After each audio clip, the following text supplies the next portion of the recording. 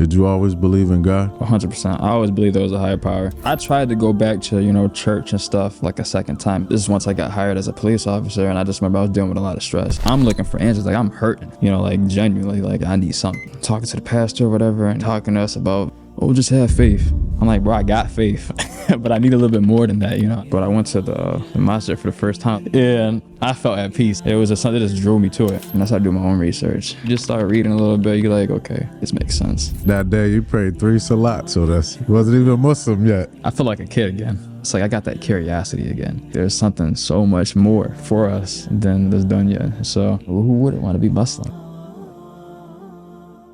Assalamu alaikum wa rahmatullahi wa barakatuh. Walaikum salam, brother. How you doing? Good, alhamdulillah. How you doing, brother? Doing good, man. What's your name and where you from? So my name is Jalen Roman. I'm born and raised in Utica, New York. 20 plus years here. That's all I really know. That's all I really know. But yeah, born and raised. What was your experience like growing up? My experience I had a pretty decent childhood. Like, I'm gonna be honest, like it was fun. Like, I got a couple siblings.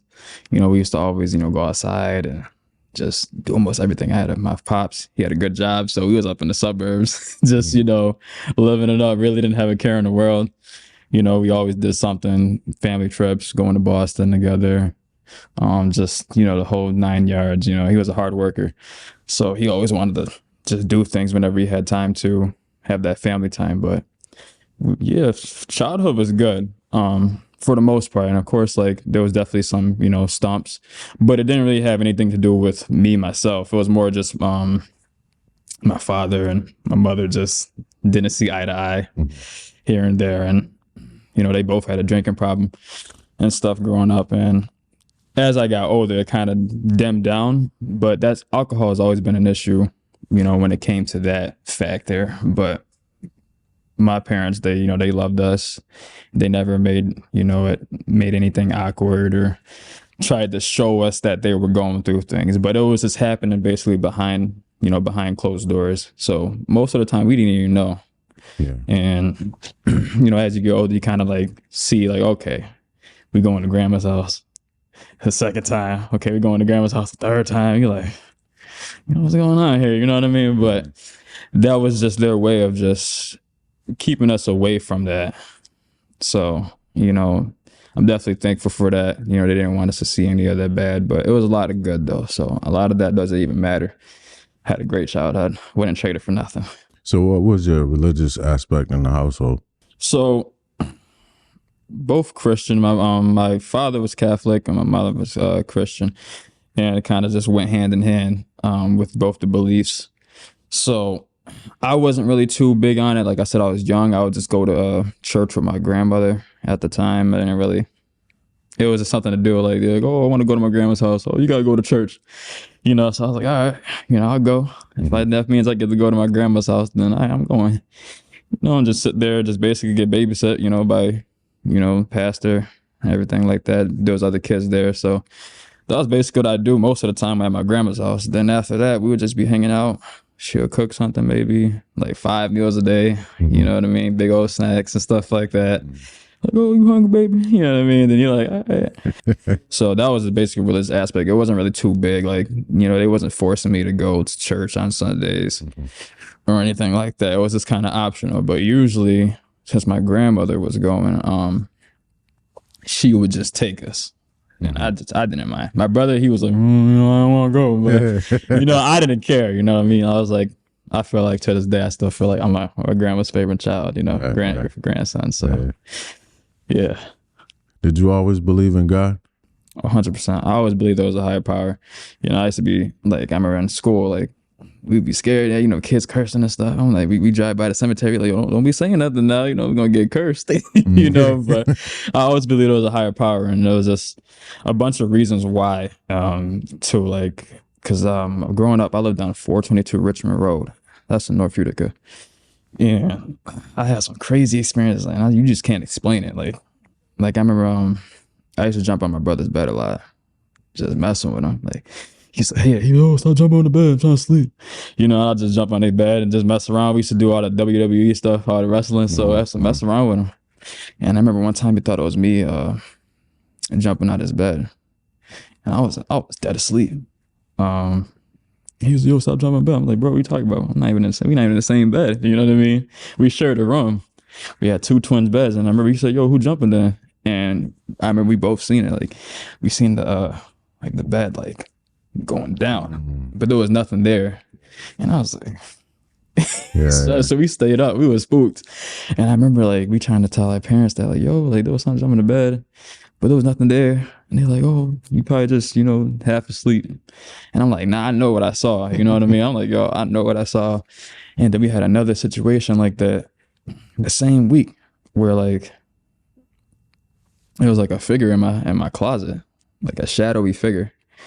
And I was up. Like I know for a fact that I'm pinching myself. I'm like, like I'm dreaming, but nah, I swear, like I seen like a shadowy figure in my closet, and I'm just like, I'm calling my grandma, like, yo, you gotta take me to church again, you know what I mean? Like, I was just nervous, but to this day, there's just things that I feel like we all see that we kind of just can't explain it.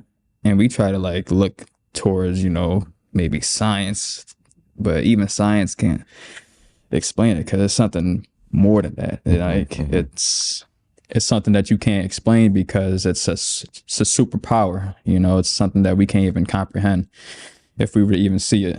And I firmly to this day believe that there's things we will never comprehend. Like, so I always believe there's a higher power.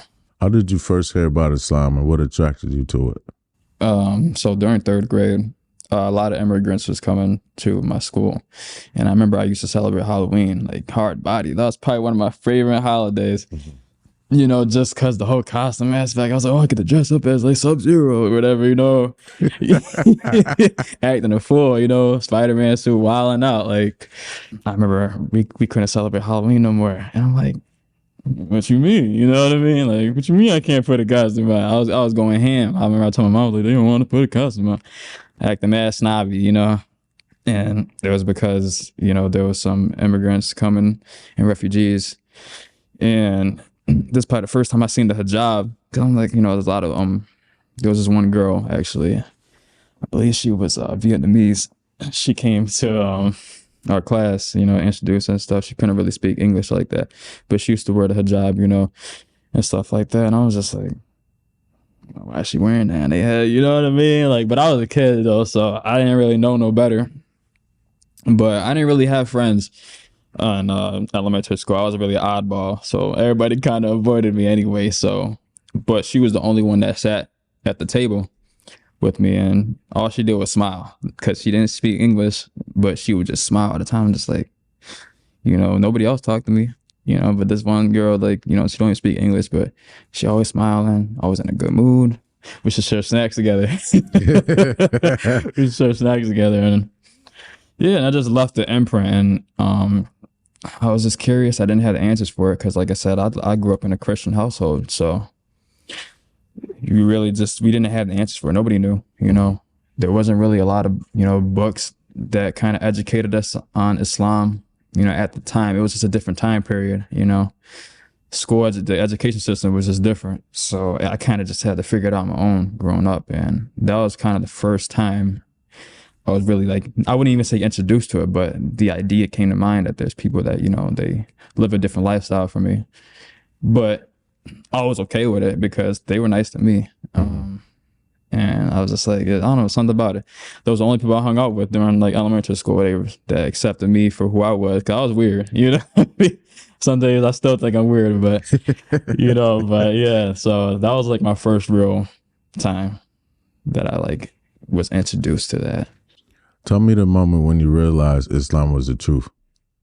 Oh man.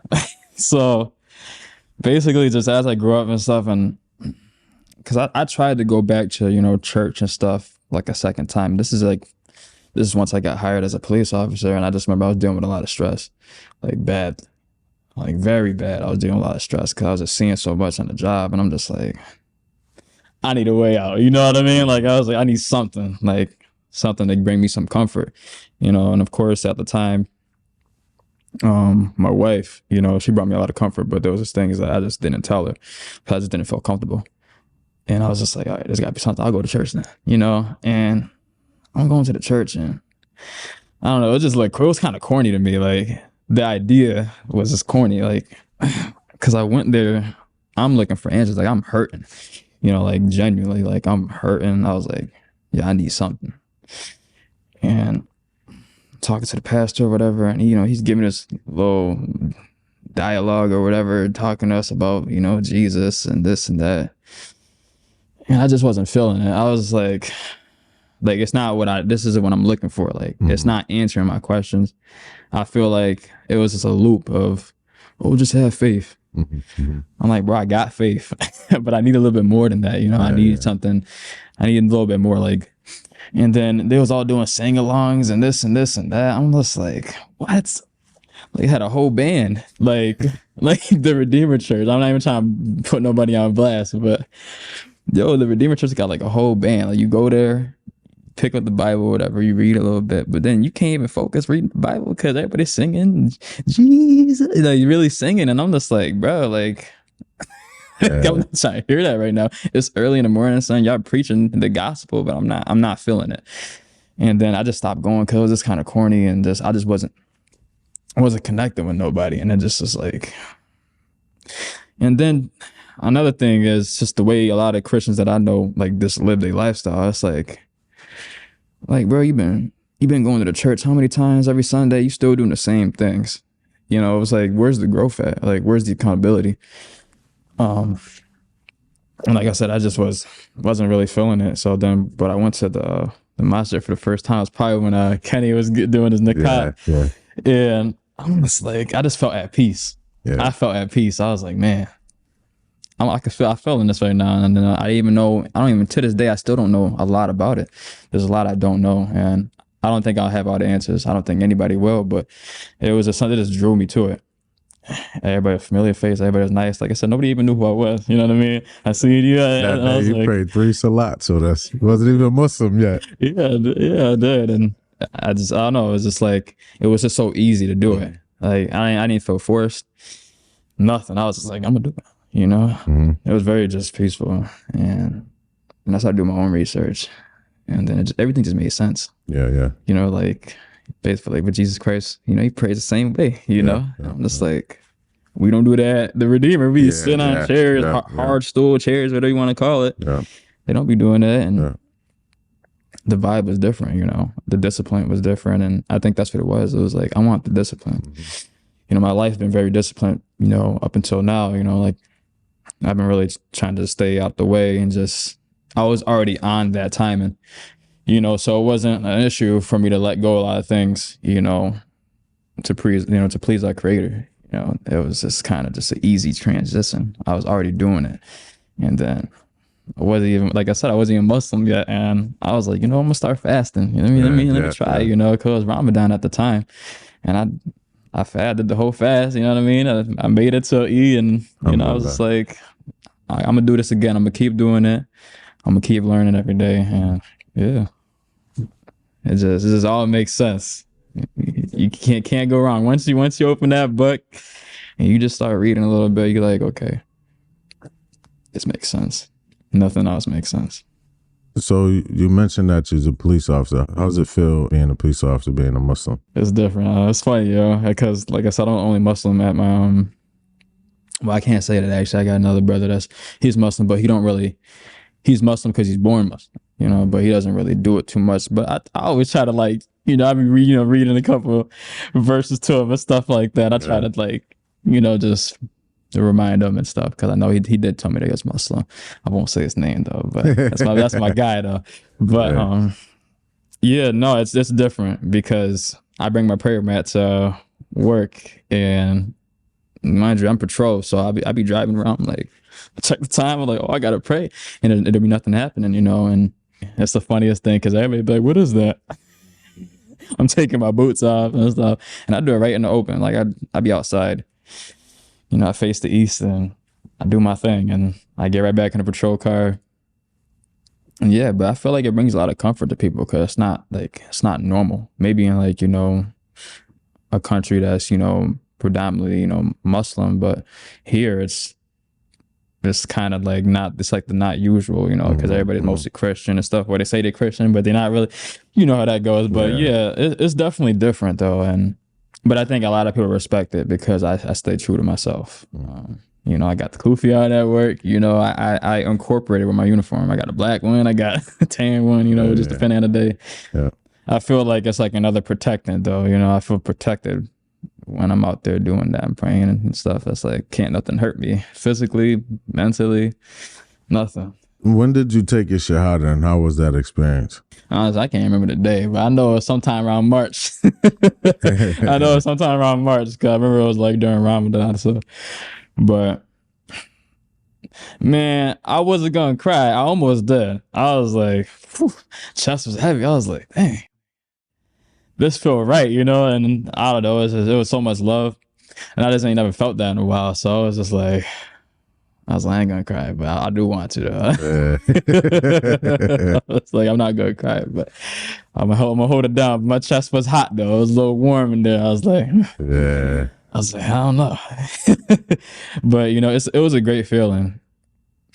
And I remember telling my wife, she's like, when would you gonna tell me? Yeah. I didn't tell her. I was just like, it just felt right though, you know. And then like a week later, I think she was like, I'm down for the cause. So I'm like, all right, let's do this. You know, let's do this. And you know, alhamdulillah, she wears a hijab with grace. Like she really, you know, does her best, and I can't thank her more than that, you know. And I think me taking the Shahada was really special because of that, because I didn't really have, like, you know, my family's all Christian. I didn't have that support besides, you know, the masjid and the brothers that were here. So it was definitely a new element. And I remember going to my mom's house. She looked at me crazy. She's like, what you got on? I'm like, it's a thove. I got the kufi on, you know what I mean? She wasn't used to it. And then they'll try to get me like gifts and stuff and everything else. I'd just be like, nah, I'm good. You know, I'm in there listening to Madness, Shaheeds and stuff. They was looking at me crazy. They was like, what is this? I'm like, this is that fire. What you mean? What you mean? You know what I mean? I was like, we don't listen to Drake over here. Yeah. You know, we don't listen to that. To this day, that Shahada, I remember every day. Like, I think I was just nervous because I didn't really know too much. I didn't know where to start. And I just remember y'all reassured me saying, you know, you'll never know. You know, you'll never know until you just get in there and just really start exploring it yourself. And I think that helped me because I'm like, that's just life in general. You know, you ain't gonna have all the answers. That's like, oh, I ain't gonna buy this house until I got this amount of money. It's like, then you ain't never gonna buy the house because there's no such thing. There's no amount of money you ain't never gonna feel comfortable. So you might as well just dive, you know, feet first and just learn as you go. And I think once I kind of just thought it to myself, I was like, okay, I'm gonna do it, you know. And we went through it, and you know, I said everything, and I just remember everybody was all like, give me hugs and stuff, just congratulating me. And like I said, my chest was very heavy. I was very heavy. I was like, bro, everybody give me too many hugs, I'm gonna start crying up here, you know what I mean? But it was a very special experience. And the first thing I did once I left the mosque that day, I texted my wife. I was like, fingers panicking. I'm like, you know what I mean? Because I was just very excited. And like I said, her answer was just funny because it was mad dry. I was like, here we go. You know, I thought she was going to be upset with me. She really wasn't upset. I think she just wanted to be on the same page because she knew I was kind of leaning towards it, you know. Every day I was always, like I said, that prayer mat was out. She waking up in the morning looking at me like, what he doing in there, you know? And I think I was just preparing myself because I knew one of these days I was going to go in there, and then I just know one day someone's going to ask me about it. Like, yo, when you going to take your shot? And I just knew. So I was like, all right, I'm going to go in there. And my heart was heavy that day, so I can't remember what it was, but I think something happened at work, and I was just like, let me go to the masjid real quick, you know. So it was the perfect day. I was already having a bad day that day. I really can't remember what it was, but I was really feeling I had the highs and the lows that day. So I was just like, all right, let me go in here. I felt saved. I felt special. I was like, man, why can't nobody tell me nothing? Yeah. Like, I'm Muslim now, you know what I mean? I just feel like I got like an army behind me, even to this day. Like I be by myself, but I just feel like, okay, I got millions of people, billions of people. They don't even know me, but we all on the same team, you know? Yeah. So that's what it feels like, genuinely. Like when I took the shot and everybody, you know, congratulating me, I was like, I got like a military, just Muslim brothers, you know? I remember when you used to come in and pray in the masjid, even before you was Muslim. What made you do that? I think it was just a respect thing because I feel like, okay, I'm coming in here, you know, I don't really know too much, but I don't want to disrespect anybody. And that has always been my thing. I go, you know, same thing when I first met my wife, you know, and I met her family and stuff. And I was just like, I don't want to disrespect nobody because everybody culture is different, you know, everywhere. Everybody has their own little culture that they kind of just, they just indulge in. And that's how they, you know, do their household. The household is a certain way, you know, like whether it's, you know, most of the time the man is, you know, in charge of the household. So I just kind of looked at it as, okay, I'm going in somebody's domain. I'm going to respect it. And I just felt like it would be snobby. And like everybody praying, I'm just like, I ain't doing that, you know, like, so I was like, no, let me do it. And that's always been me. I'm always been about just respecting people because it goes a long way. And that's probably y'all guys' first impression of me was me, you know, praying, you know, because I wasn't Muslim, you know. I think I had the cross on, actually. I think I was, I was wearing a cross. Man, I was like,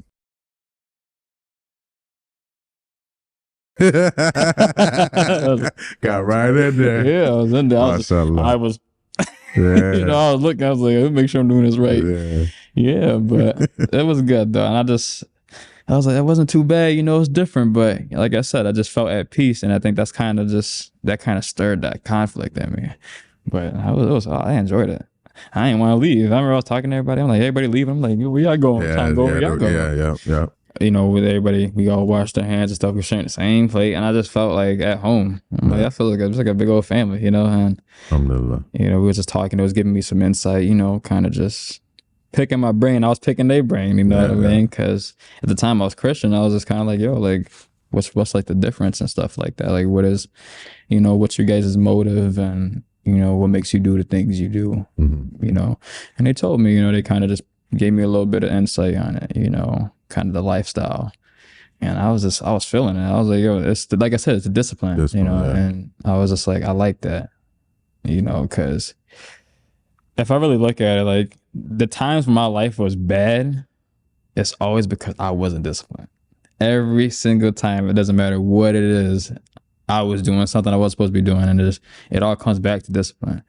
And I realized, you know, getting older is like when you don't have structure, whether that's religion or whatever it is, your life is in shambles because you just do things that's out of line. Like, how did your life change after becoming a Muslim? I just feel at peace all the time. I feel like I'm always at peace. Like I said, it kind of comes back to what I said earlier about I feel like I got an army behind me. Like I'm never alone. And just that mindset, like there's a place I can go to and I'm not going to be judged. I can talk about anything and be forgiven for it. Like, you know what I mean? Like even when I mess up to this day, you know, like little things and it'd be heavy on my heart. And it's like, I could be forgiven for this though. You know, so that brings me so much peace. And I do live like I said, I mean, even now, like some days when I'm working, I'm part-time right now. So some days I'm just like, I'm looking at the check, I'm like kind of bone dry. I'm like, hey man, you know, and that stresses you out. Like finances will stress you out. I think if there's something that stresses people out the most is finance, especially when you're a parent, you know, and you got somebody to take care of, you got your wife, you got your, you know, your kids. That'd be the worst thing is you see the funds, you're like, well, it ain't looking good this week, you know, it ain't looking good the other week. That stresses you out. You're like, what do I do? You know, that thing I do, I just go to the masjid or I just pray or, you know what I mean? And I just feel comfortable after. Like nothing bad is going to happen. Then the funny thing is nothing bad ever happens, you know, and that's why I always put my faith into the Most High, Most Merciful. And like I said, he never let me down.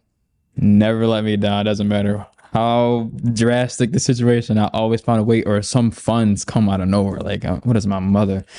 You know, yeah. Me and my mom, we have an interesting relationship.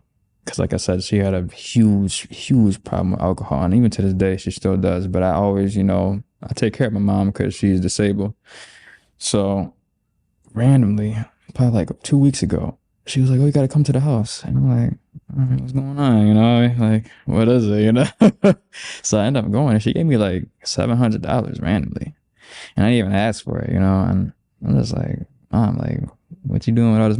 You know what I mean? I wanted her to like use that to take care of herself, but no, she gave me $700, and I'm just like, for what though? It was for no reason at all, no reason. And I'm just like I say, even with the relationship me and my mom have still, because sometimes it can be rocky. It's just like you can't, you know, you can't deny that motherly love. So, you know, and it was just random. Like I said, I felt like I was being looked after. Like, you know what I mean?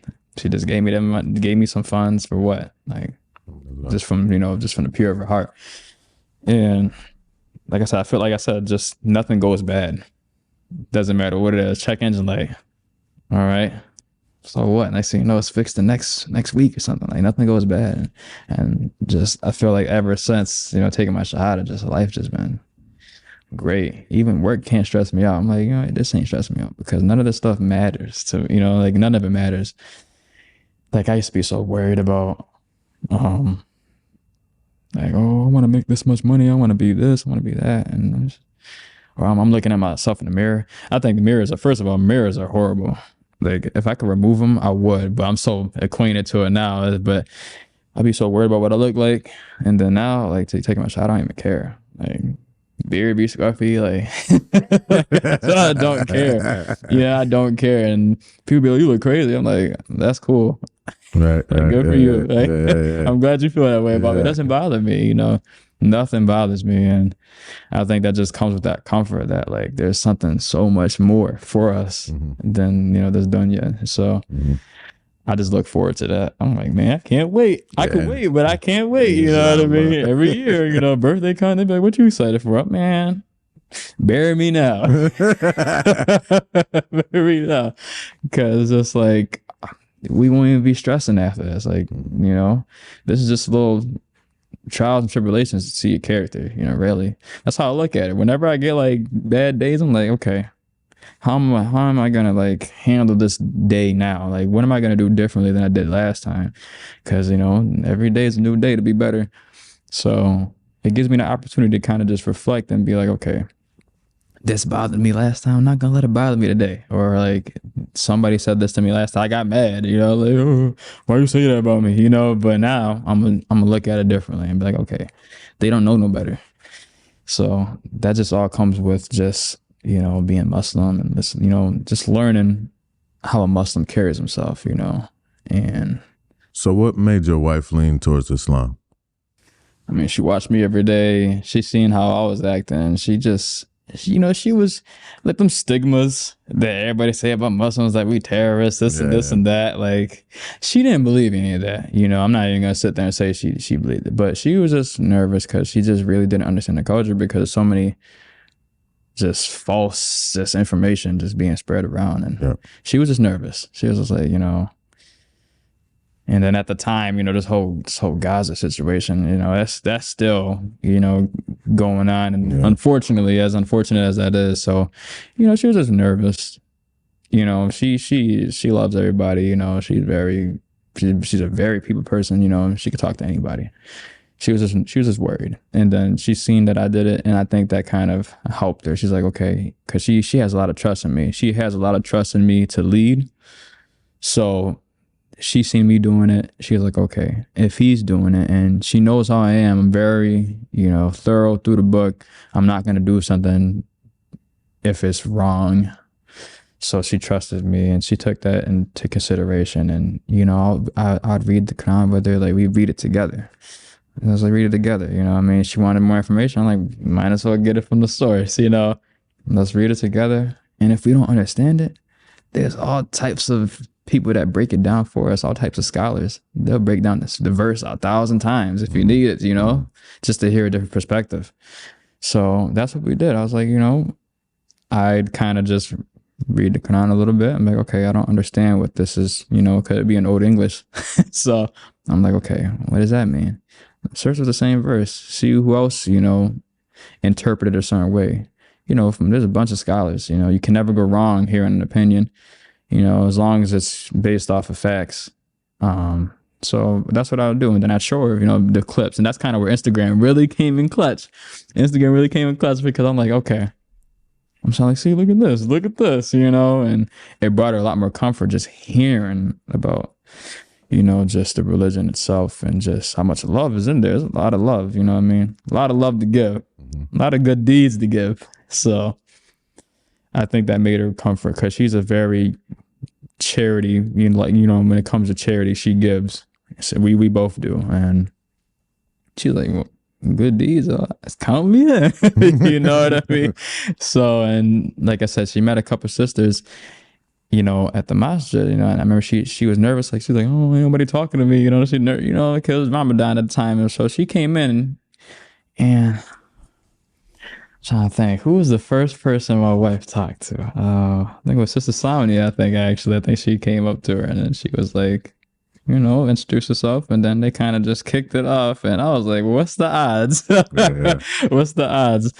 And it helped her, because then everybody started coming around. So like now, she's in that little, I think they got a group chat, like a sister group chat and stuff, and Yeah. they love Josephine, you know what I mean? They love her to death, like as if they're, she's her own blood. And I'm glad she has that sisterhood, and that helps her out because now she doesn't feel alone. I remember I think they had like a picnic not too long ago. Yeah. She just feels included. I think that's what it was. She was nervous because she was new to this and this and this and that. And even then I still be helping her. Like, yeah, because I'll be real deep into it. You know what I mean? She basically, like, she follows my lead. So it kind of, I feel like it's my responsibility at the same time to always provide her with that accurate information because she does watch me.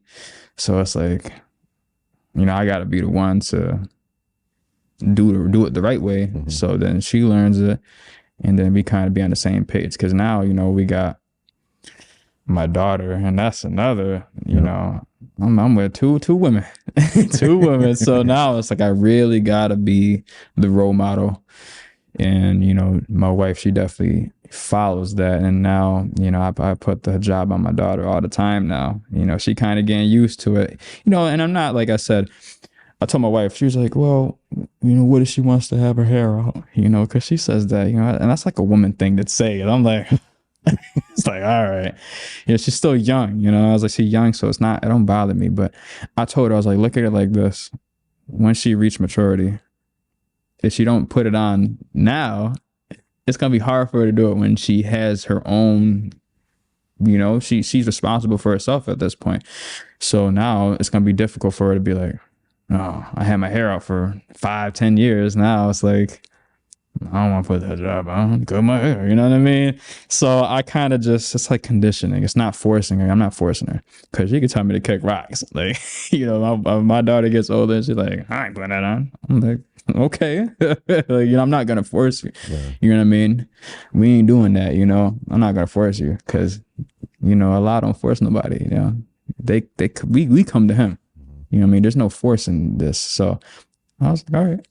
But my wife wears it all the time. So now she wears it, she be, she'll just pop it on. But sometimes she'll take it off if she gets hot. But she'll wear it throughout the day, alhamdulillah. And that's all I can ask for. It's like, she likes it, she doesn't despise the hijab, like she wears it. She probably don't even know it's in the job. She just putting it on like, oh, my mom got it on. So, she at that age where she be copying a lot. So I think that's the best I can ask for. And I think my wife, she come a long way just for everything. Just, and incorporating just, she gets a little prayer mat, her job, really, they're very accommodating too. So that helps. They be like, Maghrib, the prayer kind of, hey, you gotta pray. They be on it. And I like that, that they look out for her. And I think that helps her too, that she has a job that supports it, because that's hard to find nowadays. Hard to find. You be trying to get Eid off. You be like, oh, can I get the other? Be like, no, that ain't a holiday. That ain't a national holiday. It's like, what you mean? You be looking at them crazy like. So, so it's nice to have that. And I'm just happy for my wife that she has the support, she got the sisters, you know, she got even her job that supports her, and you know, she has me, of course, you know, support her. So she's doing good though. And our daughter just follows her, you know, so it's all coming together. How did your family and friends react to your conversion? A lot of them were surprised, but then most weren't though, because they were just like, you know, like I said, this goes back to high school. Like I hung out with a lot of Muslim brothers, you know, and we was cool playing soccer, you know, because you know everybody playing soccer, so that's why I met a lot of Muslims, you know, they really be playing that soccer for real. So you know, and yeah, and they'd be like, yo, you trying to come over? And, you know, I'm like, all right, you know, I come to their place and it'd be a whole different, like the vibe different. I'm like, yo, like what you got going on here? But you know, it was nice, you know, just seeing that culture shift. And yeah, man, like my friends, they weren't surprised at all because they seen it coming, you know, they seen it coming because, like I said, having those friends that we were Muslim, and they just knew how much I was rocking with them. And then once they see me, you know, I think I posted a picture with brother Rahel. That guy be killing me. I took a picture with him and then I posted, I had the kufi on. I got mad love for it, you know. You know what I mean? And it really wasn't like for like publicity or anything like that. I was just so proud of it. I was like, I want the world to see. Yeah. You know, that I'm doing this for real. Like, I'm really doing this, and I get so much support. You know, and my family and my brother, he was like, you don't celebrate this, you don't celebrate that. Oh, could you? He was looking at me crazy. I was like, yo, chill. Chill out. You know, and I think he just wasn't used to it. I think because, like I said, we grew up a certain way, and you know, when you have change, like not severe, but huge change, like a shift like that, where you kind of just let go of your old self. It just was something they had to get used to, and I was like, I'm still the same person. Like I ain't perfect now, like, but it's like there's just a lot of things I just don't do that I used to do, and you know, he respects it now. Though he always be trying to be funny. You know, he'd be like every time every time I call him on FaceTime him, he'd be like, "Oh, brother, like, I'm like, yo, like, don't be playing me, son." Yeah, he be playing me, son. But yeah, so my family supports it though. You know, they're real supportive of it, and I think it makes it easier. What would you say is your favorite thing about Islam? It's nice. Like there's so much like mystery. I feel like a kid again. You know, I really do be feeling like a kid again, like that. Like searching for knowledge, because you know, like kids, they be saying everything. Oh, what's this? What's that? You know, but it's like because they're curious. It's like I got that curiosity again. Maybe look at life a little bit differently, like because I don't know everything, and that even helped me with just learning just other hobbies. Like I'm always open to things.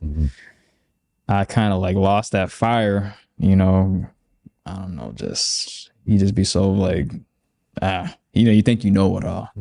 And now it's like, you know, taking my shot just, you know, I don't know everything, and I'm like, I'm okay with that. And it's like, there's always something new for me to learn. I think that's my favorite thing about it.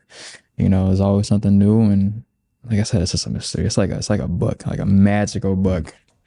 It's like a fairy tale. That's what it feels like. Like, it's like everything is just nice and fresh. Everything's new, and I can never get enough of it. When I get some new information, I'm like, yo, I'm gonna incorporate this, you know, like it's just, I really like I said, it's really that kid feeling that I get from it. And who wouldn't want to be Muslim, you know? Like who wouldn't want to be Muslim? Like, you know, it's just such a peaceful religion, and just, it's just beautiful. It's beautiful all around. Like best when I get to travel the world, when I travel different states and I go to different masjids, and I'm just like, it's everywhere, you know. It's just, and I meet brothers from just all around. Like I met this one brother when I was in Virginia. He gave me all these books. He was like, you got to read these, you know. He was like, this is very serious. I was like, hold up now. And I remember I was there for like work. He was like, yo, you want to go to the expedition they got in New Jersey? I'm like, hold up. So it was really about to like had me go in the van and everything. We was about to go to New Jersey. I'm like, wait for like the expo they be having out there, you know, all the speakers that be going there and stuff. And I was like, he called me. I was driving home. I hear mad people in the background. I'm like, where you at? He was like, oh, I'm at the expo. Are you coming? I'm like, what? Like, Brother, serious, yeah, bro. he's serious. And then, yo, it'd be crazy. And but it's just like a thing. You don't get that everywhere else. Like, they don't even know me. That was the first time they met me. They invited me over to like this, this Islamic expo where they have all these speakers, and I would have went had I had the time. I was like, I got to go to work. Mm-hmm. I got bills to pay. But I think it was just a cool experience to see that it's everywhere. Like that hospitality, that love for one another. Between brothers and stuff, it's everywhere. You can't escape it. And I was just like, man, and that kind of motivates me to, learn Arabic so I could actually really, dive deep into it and go out country and just really see it all for myself. Inshallah. And I think that's what I like about, just Islam in general. It's always something new and kind of open my eyes back up. Why should other people learn about Islam or consider becoming a Muslim? It's the true religion, this is the way. Obviously, eventually we all got to go, someday, and it's like, why not be saved? Why not have that spot, in Jannah? And, and bring your family with you, bring the people that you love and cherish with you. Because like I said, this doesn't matter. At the end of the day, it doesn't matter how much money I make in this lifetime. You can't bring it with you. You can't bring anything with you, but you can bring your family with you. You can bring the people that you love and cherish with you through Islam. And then, like I said, it's a beautiful religion. I can't stress that enough. Like, it's a very beautiful religion. And just the people, the hospitality, the culture, everything. It's just, there's nothing like it. You won't get it anywhere else. You will not get it anywhere else. Trust me, because I've met all walks of life, different religions. I went to school with, the Jewish, the Christian. I've seen it firsthand. There's nothing compares to this. Nothing. And just your way of life just changes for the better. My way of life changed for the better, for sure. And I'm not, like I said, nobody's perfect, but it's just like, it's that striving to be as perfect as you can be. And the accountability it's there, but you don't feel like you're being condemned. In Islam, it's more like conviction. Like it's out of love. You know what I mean? Like, you get convicted out of love. Who wouldn't want to be a part of something like that, where it really does shape you into a better man, better woman? And it does bring prosperity to you in a sense, because when you change those flaws, you become a better person. You reach those goals that you probably couldn't reach before because there was something that you just wasn't doing right. And maybe you just need something more. You need most merciful to watching you. Maybe you need, Allah subhanahu wa ta'ala watching you. Maybe he has something for you that's better, And I remember I was like, I want this and this and that. I don't even want those things anymore, because what he gave me is far better than what I was asking for. And everything just makes sense. Everything falls into place for me. My wife, she's doing great in, her school. She's doing great in everything. Everything is just falling into place. And that's all, praise to the Most High. What's your favorite thing about Allah?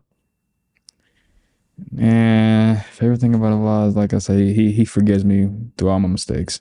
Like I said, because I'm not perfect at all. And I can even go deeper with this. Like I said, like I used to be a very hothead growing up, and like I'm talking about yelling at my parents, sneaking out the house, acting a fool. Like, and I wasn't too bad, but I just was a hothead. I just used to hang around with the wrong people, and just all the things I've probably done that I'm not proud of. And he'll still forgive me. He'll still forgive me tomorrow, an hour from now. And like I said, you can't go wrong. You can't go wrong speaking to him. He gives us everything, no questions asked. And then, sometimes you take it for granted, and then he'll still be there for you. Ain't nobody gonna do that for you. There ain't no person in the world that's gonna do that for you but Allah subhanahu wa ta'ala. Nobody else. I don't know anybody that loaned me, let me get you a car for the week.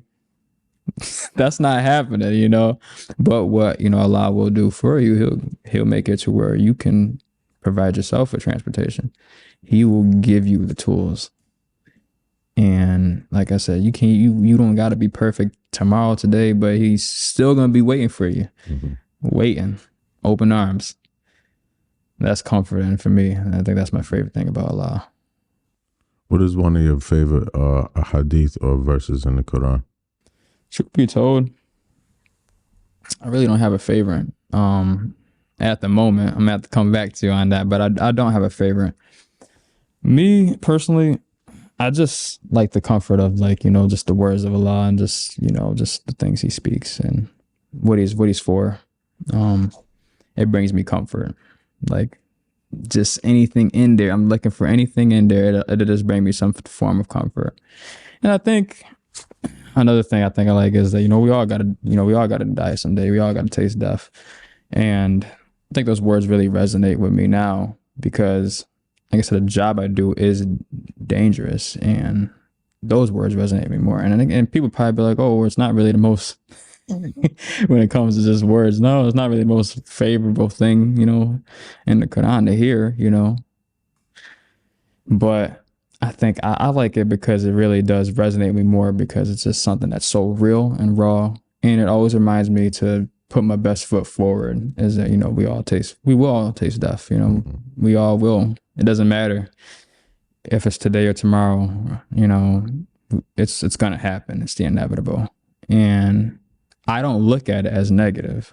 I really look at it as a positive because, when that day comes, I want, people to be like, well, he's done this for this many people. He's taken care of, orphans, or he's given to so many people. I'm gonna be remembered for something greater. So I look forward to that. And I think that's probably my favorite if we're gonna go that way. Because, I look at it as something positive. If you are on the right path, you'll look at almost anything in the Quran positive rather than negative. Just take the message for what it is and just apply it to yourself. I think you'll be fine. And, Allah's words, they're heavy on the heart, but it's what you need to hear, to be better for today, tomorrow. But yeah, I don't really have a favorite though. I will say I don't have a favorite. Because I think all his words are, there's nothing, you can't have a favorite. You really can't. I don't think you can. Because so much knowledge in there. I think it's impossible to have a favorite. Because you always find something like, this is speaking to me today, And then another verse, okay, that's speaking to me more today. Like, I think, that's why I don't think you can have a favorite. I think it's impossible. For truth be told, I think it's impossible. So where do you see yourself in 5 years? 5 years, I'm hoping to be very fluent in Arabic so I can just speak to a bunch of people and really just, pick their brains and just, like I said, I really do want to travel out of the country. And I think that's my goal. And it's not impossible. I feel like I could learn that within a year. Inshallah. If I really apply myself, because I consider myself very intelligent. I was pretty decent in school. I was a knucklehead, but I'm pretty decent in school. So I could see myself in 5 years being very fluent so I can, learn, like I said, as authentic as I can be. Because I think when that barrier is, broken down, like everything can make more sense. So that's my goal. I mean, I'm Hispanic. I'm Hispanic. So it's like, yeah, so that's going to be a little rough. I'm going to be honest with you, but I mean, it's not impossible. Nothing's impossible. So I think I see myself really diving deep into that. So I can speak to people, learn more, and yeah, go from there. And then hopefully be a better Muslim in 5 years. Inshallah. Yeah, we told if you really want to learn knowledge, then learn the Arabic language. Yeah. Inshallah. May Allah make it possible for all of us. Ameen. Ameen. If you could ask Prophet Muhammad sallallahu alaihi wasallam anything, what would it be? I just would kind of ask for guidance, like maybe, how would he do how would he do this a certain way? Maybe like, his lifestyle, for example, like what was his day to day, like what was your day to day really like? Like, I know it's kind of described and stuff, but just a little bit more depth, kind of like his personality. I don't want to pick his brain, you know what I mean? Like, hey, like just more of his personality wise, because you can't get that. You can get it in a book, for sure. You could definitely kind of see the kind of person he was, Muhammad, peace be upon him. You kind of can see that. But I don't know, just kind of want to get to know him like as a brother, like, hey man, like you know what I mean? Like, let's go get some dates together. So, but yeah, kind of just like that more personal level, Yeah. Kind of just kind of know him as authentically, like just to be like, yeah, I knew him. You know what I mean? Yeah. Yeah, no, I kind of just would like to see him as just him, Think of the scenario. It's a day of judgment. What would you hope your meeting with Allah would be like? I'm hoping. Well, like I said, I'm not really too concerned. I mean, it's a scary day for sure. I mean, for a lot of people are scared. People are kind of anxious. I just hope that he sees all the good I've done and all the people I've tried to help. Like I said, I don't police for no reason. Like I don't do it for a paycheck. I do it to help people. I've seen all walks of life. I've seen kids in dire conditions. I've arrested a lot of people that need to be arrested. And I talked to a lot of kids, and I've probably impacted a lot of people that I don't even realize, like, I'm talking about just the impact I make at that job. I won't see it until like 10 years from now. All the kids I met, all the people will see how their life turns out. So I'm just hoping, he sees that and be like, hey, I did my best to help people and give charity, be a good human being, accept people for who they are, not condone their actions or anything like that, but just love them for who they are, but, helping them be something better. And I'm hoping they see, just like I said, all the love I give, because truth be told, I do feel like I give a lot of love to people, and because I know what it's like to not receive it. So I just hope that we can just talk about all the good. And even if there is some bad in there, just see the growth from it, because there's always a lesson to be learned within the bad. And I think there's a lot more good in my life than there is bad. So